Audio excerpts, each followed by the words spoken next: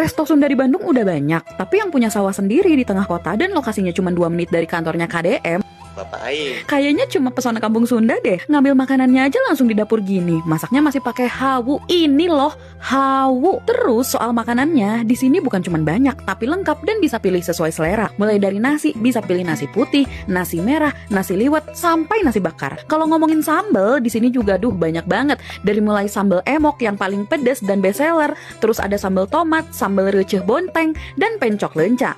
Masuk ke tumis-tumisan, ini bagian yang bikin aku kagum.